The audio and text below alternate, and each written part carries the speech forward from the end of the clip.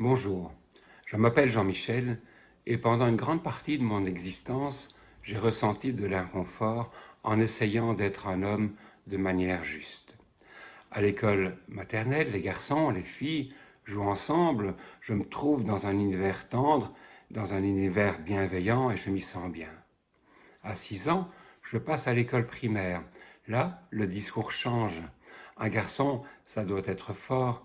Un garçon, c'est courageux et un garçon, ça ne pleure pas. Ce sont les filles qui pleurent. Mais le plus dur, eh bien, je l'ai rencontré lorsqu'à 12 ans, je passe au collège. Au collège, c'était un peu la jungle, c'était un peu chacun pour soi et montrer sa sensibilité représentait vraiment un danger, car un garçon sensible était souvent pointé du doigt et traité de mauviette, voire de femmelette dans la cour de récréation par les autres garçons, voire même par certains professeurs. Moi, je détestais ce mot, mais je ne disais rien parce que j'étais terrorisé à l'idée d'être rejeté par les autres garçons et donc j'étais toujours sur le qui-vive. Et comment ça se passait à la maison? Mes parents n'étaient pas souvent là. Mon père était médecin dans un hôpital et ma mère, elle était très engagée dans les mouvements féministes de l'époque.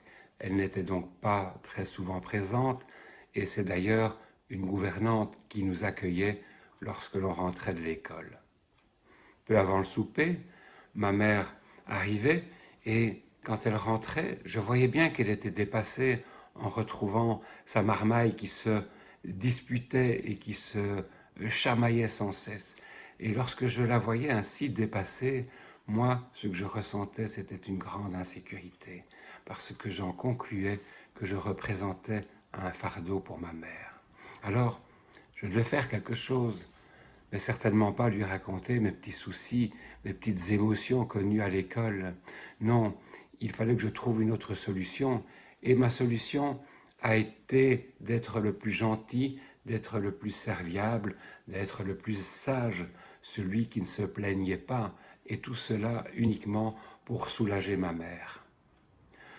Je pensais naïvement que c'était grâce à moi lorsque, en soirée, elle s'asseyait dans le fauteuil, qu'elle avait retrouvé le sourire et qu'elle tricotait. Et 20 ans plus tard, rien n'avait changé. Je cherchais toujours à être le chevalier servant et j'étais devenu le gendre idéal. Ma seule préoccupation était de savoir mais ce qui était attendu de moi.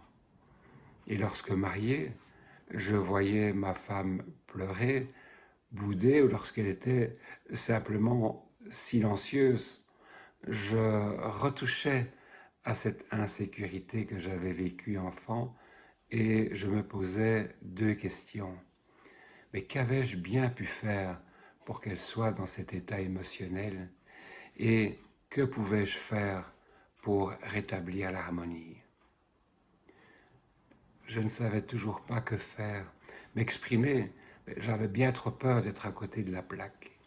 En réalité, je ne comprenais rien à ce que ma femme vivait et comment aurais-je pu d'ailleurs comprendre sa vie émotionnelle alors que j'ignorais jusqu'à l'existence de la mienne.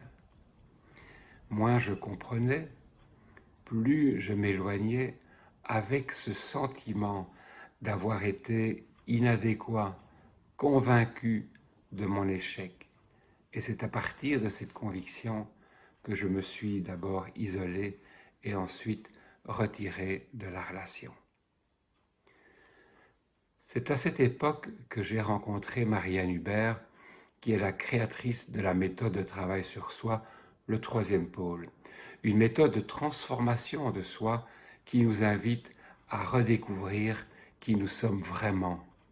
Donc j'ai entamé un travail de recherche en profondeur avec Marianne et progressivement j'ai redécouvert l'existence de ma vie émotionnelle.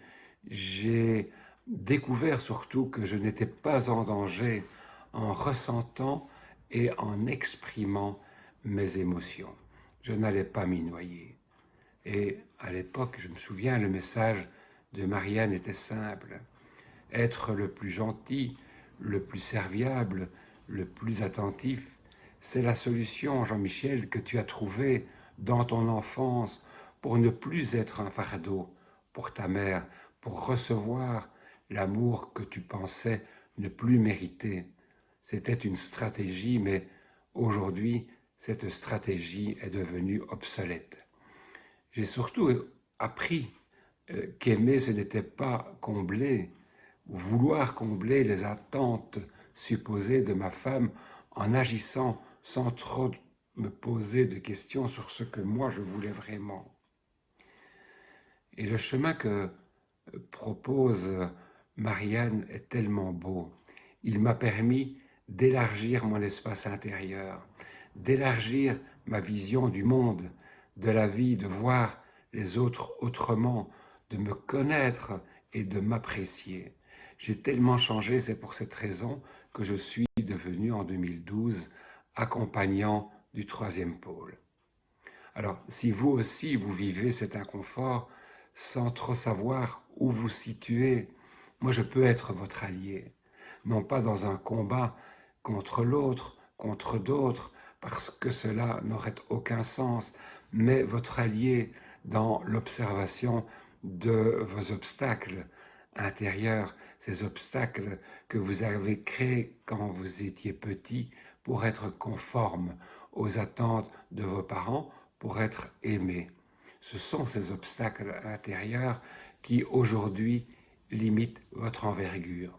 Peut-être que, comme moi, ce que vous cherchez alors est surtout de ne pas déplaire et de créer l'harmonie. Alors vous l'avez compris, cette vidéo s'adresse plus spécialement aux hommes, mais j'ai d'autres domaines de prédilection.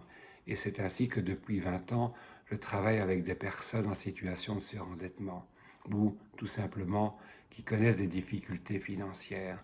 J'ai longtemps cru que c'était les difficultés financières qui suscitaient chez elles une mauvaise estime qu'elles avaient d'elles-mêmes, alors que c'est l'inverse qui se passe.